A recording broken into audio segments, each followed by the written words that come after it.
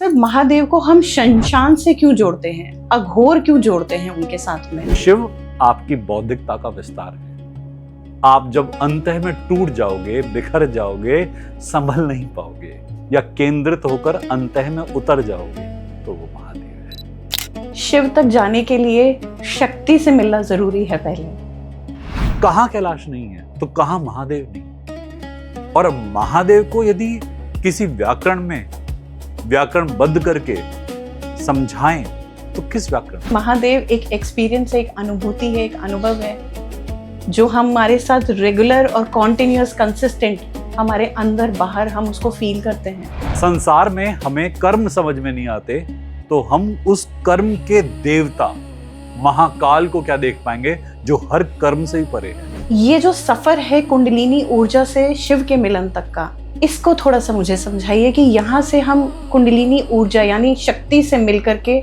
शिव तक कैसे पहुंचते हैं। ये वो शक्ति है जिसने मुझे से बहुतों को संभाला है।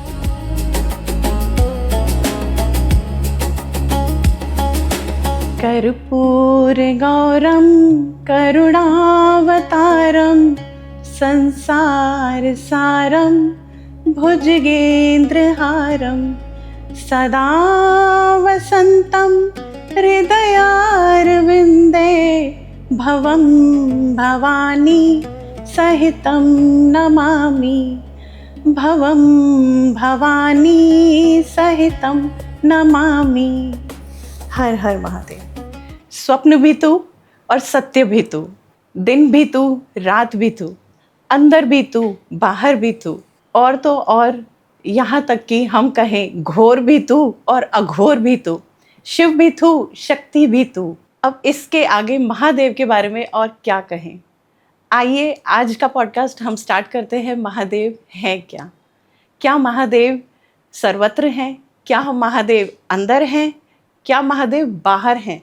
कहते हैं अल्टीमेट कॉन्शियसनेस है महादेव, कहते हैं संसारिक है महादेव, कहते हैं भौतिक हैं, कहते हैं आध्यात्मिक हैं, बट एक्चुअल क्या स्टेट है महादेव?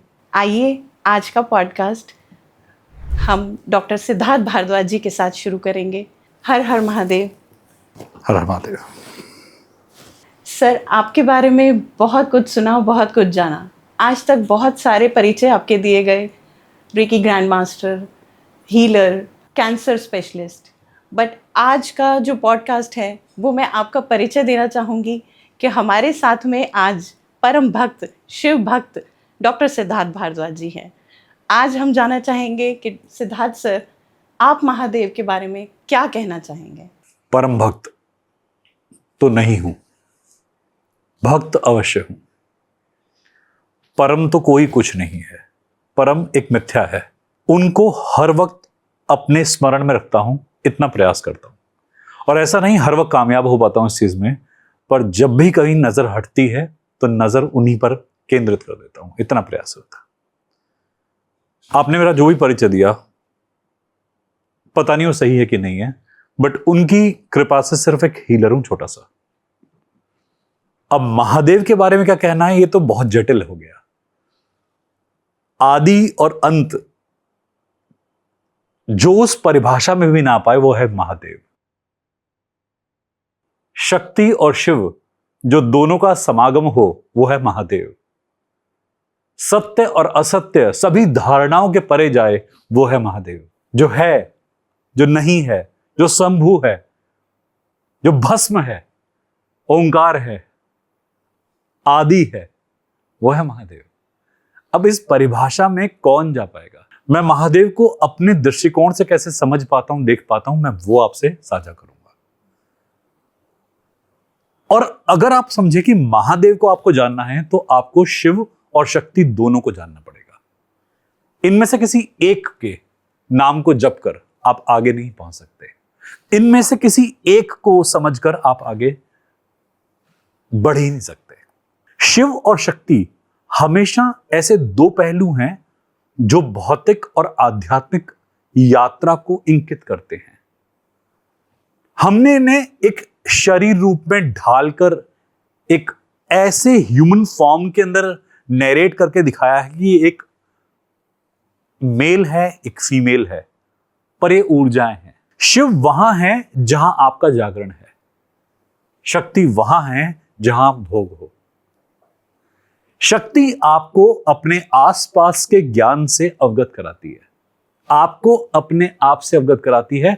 आप हैं क्या, आपके हाथ पैर क्या हैं, आपका होना, आपका चेहरा, आपकी ऊंचाई, गहराई, लंबाई, ये शक्ति है। आपके अकाउंट के पैसे, आपकी सोशल सर्कल, सब शक्ति है। आपका ये विस्तरण शक्ति है। पर शिव आपकी बौद्धिकता का विस्तार है। आप जब अंतः में टूट जाओगे, बिखर जाओगे, संभल नहीं पाओगे या केंद्रित होकर अंतः में उतर जाओगे, तो वो महादेव है। महादेव ध्यान है, अध्यात्म है। महादेव ऐसी एक सूक्ष्म ताकत है जो आपके शरीर से निकल जाए तो आपका शिव शव है। अब इसे शक्ति का ई कहें या शिव का शिव कहें, उनके बगैर तो ये सब एक देह, केवल एक मांस का टुकड़ा बन के रह जाएगा। शिव वो चेतना है जो कि आपके अंदर सोचने के लिए मजबूर करता है, आपकी बौद्धिकता को विस्तृत होने के लिए मजबूर करता है, आपको अंतः प्रेरणा देता है और अंदर से जागृत होने की वो आवाज है शिव। वो अंदर का लगातार एक खटखटाहट कि कुछ है, कुछ अधूरा रह गया जो पूरा करना है, ये जो तुम ले रहे हो इसके अलावा भी कुछ सत्य है। वो मार्ग जो कि आपको सुबह सुबह जल्दी उठने के लिए मजबूर करता है, जो मार्ग जो आपके हर असत्य के पीछे छुपकर बोलता है कि तूने कुछ गलत करा है, वो आवाज जो बार बार आपकी अंतः चेतना से जुड़कर आपके हर टास्क के पीछे छुपी हुई आपको गाइडेंस देती है। ये आपकी मृत्यु के बाद भी, मृत्यु से पहले भी, मृत्यु के साथ भी, ये हर वक्त ये तत्व आपके साथ जुड़ा रहता है। शिव तत्व है। शिव और शक्ति ये दोनों तत्व हैं जो हमें संभाले हुए हैं। शक्ति हमारी आंखें खुलने के बाद जागृत होती हैं, शिव हमारी आंखें बंद होने के बाद जागृत। और यदि हम दोनों को समझें, अर्धनारीश्वर को समझें, तो शायद आंखें खुले खुले में भी जो मुझे संसार के परे दिखाता है वो शिव है। संसार के मोह में युक्त होने के बाद भी इस मोह से मुक्त करता हुआ जो आगे ले जाता है वो शिव है। कितनी परिभाषा दूं, कहां तक इन्हें बताऊं, कहां तक इनको नमन करूं, बहुत मुश्किल है। और शायद मेरे लिए बहुत मुश्किल है महादेव के बारे में बताना। ये वो शक्ति है जिसने मुझे से बहुतों को संभाला है। ये वो किरण है जो कि हमारे अंदर के अधूरेपन के बीच में छुपी होती है। जब आसपास कुछ नहीं नजर आता, हमें तब भी संभालती है। जब ज्ञान का कोई केंद्र बाकी नहीं रहता, कोई होप बाकी नहीं रहती, कोई इच्छा, लालसा कुछ बाकी नहीं रहता, तो भी हमें संभालती है। आपके भौतिक माता पिता आपको जन्म देते हैं, संसार में लाते हैं, संसार में छोड़ देते हैं, पर जब उस भौतिकता की गहराई में उतरेंगे ना, तो आपके माता पिता के अंदर भी यही तो। आपके हर काम के अंदर एक प्राप्ति का भाव होता है कि मुझे ये करके ये मिलेगा, पर उस प्राप्ति के भाव के पीछे यदि आप छुप के देखें तो कोई शक्ति आपसे कुछ करा रही होती है। कोई ऐसी चीज है जो निमित्त है, कोई ऐसा कर्म है जो निमित्त है, जो आपको अपने आप ऐसे उठाकर कहीं प्लेस कर देता है। ये परिभाषा कोई है ही नहीं, इसकी अनुभव है ये। मैं या कोई भी क्या इन्हें कैसे परिभाषित करे। अगर भौतिकता में देखें तो शायद कैलाश के ऊपर कोई बैठा हुआ है वो शिव है, और कैलाश कहां नहीं है, हर जगह ही तो कैलाश है। आपके अंदर के चाहे पीनियल ग्लैंड के बारे में कहें तो कैलाश की शेप का है, आपके अंदर के एक ब्रह्म रंध्र की बात करें तो वो कैलाश की शेप का है, आपकी हड्डियों के अंदर मेरु और सुमेरु को देखें तो कैलाश की शेप के हैं। कहां कैलाश नहीं है तो कहां महादेव नहीं है। और महादेव को यदि किसी व्याकरण में व्याकरणबद्ध करके समझाएं तो किस व्याकरण में? तो सर, अगर मैं ये समझना चाहूँ कि महादेव को हम परिभाषित नहीं कर सकते किसी एक या दो संदर्भ में, तो हम ये कहेंगे कि महादेव एक एक्सपीरियंस है, एक अनुभूति है, एक अनुभव है जो हमारे साथ रेगुलर और कॉन्टिन्यूअस कंसिस्टेंट हमारे अंदर बाहर हम उसको फील करते हैं। महादेव अनुभव से भी परे है। जहां अनुभव भी शून्य हो जाता है ना, वहां महादेव है। तो सर महादेव को आजकल का जो वर्ल्ड में आजकल ये सब चीजें चल रही हैं, लोग दर्शनों के लिए जा रहे हैं, 12 ज्योतिर्लिंगों के लिए लोग जाते हैं और शिवलिंग पे जल चढ़ाते हैं, तो ये स्वरूप क्या है महादेव का? शिवलिंग को प्रसन्न करना, लोग कितनी पूजा करते हैं, कितने अनुष्ठान करते हैं? देखिए क्या है कि 2 टाइप के लोग होते हैं। एक होता है जो संसार को देखकर चलते हैं, कुछ लोग केवल शक्ति को देखकर ही समझते हैं, वो कहीं किसी देवी देवता के देवालय में जाकर ही समझते हैं कि यहां हम पहुंच गए तो हमें ईश्वर मिल गया। आपके अंदर की संतुष्टि कहां आती है? अब मैं यहां बैठे बैठे 12 ज्योतिर्लिंगों के दर्शन कर सकता हूं और आपको भी करा सकता हूं, जितने हमारे इस वक्त व्यूअर्स हैं इन सबको करा सकता हूं। ये वाइब्रेशन है। अब किसी को अपने वहां पर जाकर उस केंद्र में उतरकर वो प्राप्ति होती है, या मुझे यहां बैठे बैठे वो प्राप्ति होती है। सही दोनों है, गलत दोनों में से कोई नहीं है। ये अपना अपना परिप्रेक्ष्य है, ये अपने अपने कर्म है। किसी के कर्म वहां जाने के होते हैं, किसी के कर्म यहीं बैठे बैठे के होते हैं। ये अपने कर्म है। यहां मैं अपनी आरामदेह स्थिति की बात नहीं कर रहा हूं कि मैं अपने कंफर्ट को प्रायोरिटाइज कर रहा हूं कि मैं यहां से नहीं हिलूंगा, मैं कहीं नहीं जाऊंगा। नहीं, ये सब कुछ नहीं। ये आपकी चेतना की बात है, आपके जागरण की बात है। और मैं महादेव जिसे कहता हूं वो शरीर रूपी महादेव की बात नहीं है, जिनके हाथ में त्रिशूल है, जटाएं हैं, चंद्र है। वो उनका एक इंकित रूप है। महादेव इतने वृहद और इतने सूक्ष्म हैं, इतने विशाल और इतने छोटे हैं कि छोटे में देखेंगे तो आंख से नजर भी नहीं आएंगे, और विशाल के तो शायद आप कहीं और छोर को देख भी नहीं सकते। तो जो इनफाइनाइट हर रूप से है, इनफाइनाइटली स्मॉल, इनफाइनाइटली ह्यूज। अब उस इनफाइनाइट को समझने के लिए तो मुझे भी तो इनफाइनाइट होना पड़ेगा ना, या मेरी दृष्टि उस इनफाइनाइट को देखने लायक तो हो पहले। जब मैं फाइनाइट तक ही सीमित हूं, मुझे आसपास के संसार में केवल फाइनाइट ही चाहिए कि इतना चाहिए, इतना चाहिए या इतना चाहिए, तो ये तो मेरा आकार हो गया ना। और जो इंसान ही आकार या साकार की तरफ जा रहा है, तो वो शिव तक कहां तक पहुंचा? सर एक क्वेश्चन यहाँ मेरा रहेगा, सर शिव तक जाने के लिए शक्ति से मिलना जरूरी है पहले। तो जब हम मेडिटेशन करते हैं, चक्रा हीलिंग करते हैं, आजकल बहुत चल रहा है चक्रा हीलिंग, तो सर जब हम अपनी ऊर्जा को उठाते हैं या अपनी ऊर्जा के साथ कनेक्ट होते हैं, कुंडलिनी ऊर्जा, ये जो सफर है कुंडलिनी ऊर्जा से शिव के मिलन तक का, इसको थोड़ा सा मुझे समझाइए कि यहाँ से हम कुंडलिनी ऊर्जा यानी शक्ति से मिलकर के शिव तक कैसे पहुंचते हैं? शक्ति की जिसकी आप बात कर रहे हैं कुंडलिनी ऊर्जा है, नो डाउट। पर कुंडलिनी का मतलब यह है कि आपने अपनी कॉन्शियसनेस को 7 केंद्रों से होकर गुजारा। आपने 7 प्रकार से जीवन जीने का अनुभव कर लिए। जीवन जीने के पड़ाव होते हैं, जो आपने 7 चक्र कहे या कुंडलिनी की आपने बात करी, वो बेसिकली क्या है कि आपके रूट से या आपके मूलाधार से कुंडलिनी उठते उठते आपके सहस्रार तक पहुंचती है। वहां कहते हैं शिव उसको मिलते हैं, कुंडलिनी की ऊर्जा को या कुंडलिनी देवी को।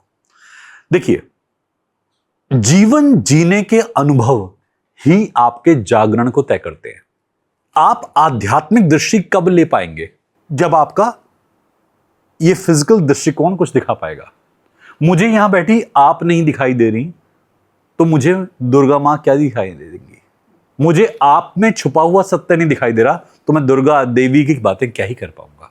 मैं सामने रखे ऑब्जेक्ट को ढूंढ नहीं पाता, मैं आध्यात्म के अंदर महादेव की शक्ति को कैसे खोज पाऊंगा? संसार में हमें कर्म समझ में नहीं आते, तो हम उस कर्म के देवता महाकाल को क्या देख पाएंगे, जो हर कर्म से भी परे है। कुंडलिनी का एक बेसिक अनुवाद ये होता है कि कुंडलिनी का मतलब है आपने अपने आप को जगा लिया, आप तृप्त हो गए और आप एक जगह को जी चुके। मैं आपके साथ बैठा हूं, मैं डिस्कशन कर रहा हूं, मैं इस डिस्कशन के यदि कोर तक पहुंच जाऊंगा तो मेरे डिस्कशन का कोई वैल्यू निकल के आएगा जी। हमने जी लिया, हमने अनुभव कर लिया, हमने भोग लिया ये डिस्कशन, और हम इससे परे हट गए। अब दोबारा करने की आवश्यकता नहीं है, दोबारा कभी मिलने मिलाने की इस तरीके से जरूरत नहीं पड़ेगी। अगले प्रश्न आएंगे, अगला रूप आएगा। हो गया, जाग गए। असंतृप्त है तो जागा हुआ नहीं है, संतृप्त है तो जाग गया। अपनी कॉन्शियसनेस को, अपनी जागरण की शक्ति को आप किसी एक जब जगह तक ले आते हैं, आप उसे भोग लेते हैं, अनुभव करते करते ऊपर उठ जाते हैं। आपने खाना देखा, आपने खाना खाया, आपको खाना बहुत टेस्टी लगा, आपने कल फिर खाया, परसों फिर खाया, फिर खाया, फिर खाया। अब कब तक खाना है आपको? साधारण इंसान डेली खाएगा, क्योंकि अभी उसकी भूख शांत नहीं हुई और उसे पता भी नहीं वो क्या खा रहा है। पर जो योगी है ना, वो एक बार खा लेता है और उतना खा लेता है कि अब उसे इस खाने का पर्पस समझ में आ गया। भोग लिया, खा लिया, योग लिया, जाग गया। और नहीं तो उस खाने की तलाश में अब जगह जगह भटकेगा कि आज ये खाया है, कल कुछ और खाऊंगा। कल तू बचेगा? अनुभव कर ले, मर ले। ना पूरा अनुभव करते, ना पूरे जीते, अपूर्ण में जीते हैं, मध्य में जीते हैं। और मध्य छोड़िए, शुरुआत भी नहीं होती। खाना खाते हुए, पानी पीते हुए पता ही नहीं क्या खा पी रहे हैं। मैं भूख प्यास की बात कर रहा हूं, बेसिक टॉपिक्स की बात कर रहा हूं। लालसा, किसी को प्रेम करने की लालसा कि मुझे प्रेम मिले, मिल गया, किसी ने प्रेम कर दिया, और कोई करे, और करे, और करे, बढ़ता जा रहा है। बार बार कर, ढंग से कर, जितना करना है जम के कर और पूरा हो जा। इसके बाद में खुद में इंसान प्रेम हो जाएगा, प्रेम युक्त हो जाएगा और प्रेम मुक्त हो जाएगा। फिर ऐसी स्टेट आएगी कि आपको सब कुछ ही प्यारा लग रहा है। अब किसी व्यक्ति विशेष के लिए प्रेम नहीं है, हर वस्तु के लिए समान दृष्टि से प्रेम है कि हर चीज की इंपॉर्टेंस है। अब ये एक शिवत्व का एटीट्यूड है, कहीं कोई डिफरेंस नहीं है। इसे इतना देना है, उसे इतना देना है, इससे व्यवहार करना है, उससे व्यवहार करना है, ये इंपॉर्टेंट नहीं है। अब आप एक से ही चलोगे, एक न्यूट्रल एटीट्यूड बन जाता है। और जैसे ही इंसान भोग लेता है, अनुभव कर लेता है, जाग जाता है, कुंडलिनी की ऊर्जा ऊपर उठनी शुरू होती है अपने आप। आपका अनुभवहीनता ऊर्जा को रोक लेती है। और जैसे ही आपने अनुभव करा, उस अनुभव को कॉन्शियसनेस से जोड़ने के लिए, चेतना से जोड़ने के लिए ऊर्जा ऊपर उठती है। और जैसी ऊर्जा ऊपर उठती है, आप जाग जाते हैं। आपने किसी को लाइफ में प्रेम करा होगा, पर कभी कभी ऐसा होता है प्रेम करते करते आपको उसके अंदर पीछे छुपा परमात्मा दिखाई देना शुरू होता है। आप चाहे इंसान को पसंद करें ना करें, अच्छा लगे ना लगे, कभी कभी ऐसा होता है कि एक मां की तरह, एक बच्चे की तरह आप उसके सर पे हाथ फेरते हैं और मन में कोई मोह, कोई माया नहीं होती, केवल प्रेम होता है। आपका हार्ट चक्र अपने आप खुल जाता है। अपने को तो प्रेम करते करते डेली के डेली आपकी प्रैक्टिस है, आपकी रिहर्सल है। अपना वाला चाहे जितना खराब हुआ, कई लोगों के बच्चे इस लायक नहीं होते कि प्रेम कर सके उन्हें। ऐसा हमारे व्यूअर्स भी समझेंगे और बोलेंगे कि शायद मन में कि हाँ, हमारा वाला भी ऐसा ही है। पर हमें इसलिए प्रेम करना है क्योंकि वो हमारा बच्चा है, हमारी अपनी प्रोजेनी है। कैसे नकार दें उसे? हमारा ईगो हर्ट होगा। क्या जिस प्रकार एक मां अपने बच्चे को दूध पिलाती है, क्या किसी और बच्चे को दूध पिला सकती है? यदि हां, तो उसका हार्ट चक्र खुल जाएगा। जब तक है कि हां, मेरा बच्चा है, मेरा परिवार है, मैंने पालना है, आप मैं ग्रस्त हैं। शक्ति ने जकड़ रखा है आपको, शक्ति मुक्त नहीं हो रही। अभी शक्ति ने आपको जकड़ रखा है। आपको शक्ति को फ्री करना होगा, और जैसी शक्ति खुल जाएंगी, उठ जाएंगी। नर्चर करते हो प्रकृति कभी सोचती है कि मेरा फल कौन खा रहा है?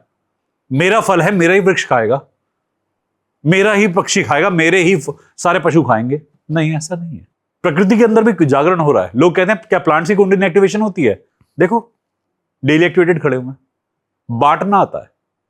जिस दिन व्यक्ति बांटना सीख जाएगा, चक्र खुल जाएंगे, कुंडलिनी उठ जाएगी, शिव शक्ति वहीं पे। सर, महादेव के बारे में आज आपने बहुत सारी यथार्थ हमें बताया। सर, आज एक क्वेश्चन इसके साथ में एक और जोड़ना चाहूंगी मैं कि सर, महादेव को हम शमशान से क्यों जोड़ते हैं, अघोर क्यों जोड़ते हैं उनके साथ में? अगर वो सांसारिक हैं तो ये शमशानी स्वरूप क्या है उनका, अघोरी स्वरूप क्या है उनका? जहां जहां रूप है, रस है, गंध है, स्वाद है, महादेव हर तत्व के हैं। हर एक्सट्रीम फ्लेवर के अंदर महादेव का एक रूप मिलता है। जिसे हम महादेव कहते हैं, वो जहां भी कहीं महा होगा, वो वहां होगा। जहां महा नहीं, वो वहां नहीं। हर तत्व के गहराई में वही मिलेंगे। आप उन्हें एक सात्विक में भी देखेंगे, आप उनके राजसिक रूप भी देखेंगे कि जब वो अपनी शादी में गए थे तो डर गई थी मैना देवी, और वहां पर वो मूर्छित हो गई थी, तो उन्होंने एक सांसारिक रूप लिया, विष्णु के साथ जुड़कर एक ऐसा रूप लिया जो कि मनमोहक था। वो बाबुलनाथ भी बने, वो तांडव करते हुए कपाली भी बने, वो हर तत्व के इंटेंस में है। बात यह नहीं कि उनको जोड़ा जाता है, वो तमस के तमस में भी हैं और सत्व के सत्व में भी। वो अगर आपके भस्म में हैं तो आपके सर्वस्व में भी हैं। जब आप अपने आप को साज सज्जा रूप रंग इनके साथ जोड़ते हैं तो याद रखना चाहिए कि सोने की लंका उन्हीं की थी। जब उन्हें शमशान से जोड़ते हैं तो जब सब चीजों का शमन हो जाता है, पंच तत्व भी नष्ट हो जाते हैं, तो वही बचते हैं। हर एक्सट्रीम में आपको शिव और शक्ति मिलेंगे ही मिलेंगे। इन्होंने अपने हर रूप के साथ में हर जगह आशीर्वाद प्रदान किया है। तो कई बार इनके बहुत ही विराट रूप, विभक्त रूप, विरक्त रूप, अघोर रूप, कपाली रूप, जो गैर सांसारिक है, संसार से परे हैं, ऐसे भी मिलते हैं। आप शायद एक्सेप्टेंस में भी ना ले पाओ, एक ऐसा रूप, काली रक्तपान कर रही हैं। अब ये इंसान की सोच से भी परे है, आपके पंच तत्व को भी नहीं छोड़ा उसने, महाकाल भैरव। तो आप इनके कई सारे गणों को भी देखते हैं एक्सट्रीम रूप के तौर पे, और शिव और शक्ति को भी देखते हैं एक्सट्रीम रूप पे। ऐसा नहीं है कि कहीं छूट जाते हैं, ये अछूते रहते हैं। हर चीज के अंत में शिव और शक्ति मिलते हैं। तो आप अगर देव के सोमरस में इन्हें ढूंढ सकते हैं तो आप इन्हें कहीं ना कहीं भस्म में, कपाल क्रियाओं में, तंत्र की गहराइयों में, वहां भी ढूंढ सकते हैं। सर बहुत सुंदर आपने इसको एक्सप्लेन किया, और इसी के साथ आपका बहुत बहुत धन्यवाद करती हूँ कि आपने जो देवों के देव महादेव को जो हमें एक्सप्लेन किया है, उनका जो सांसारिक या आध्यात्मिक जो भी उनका स्वरूप है, आपने हमें उससे अवगत कराया। बहुत बहुत धन्यवाद सर। हर हर हर महादेव। हर महादेव। नमः पार्वती पति। नमः पार्वती पति। हर हर हर महादेव। महादेव।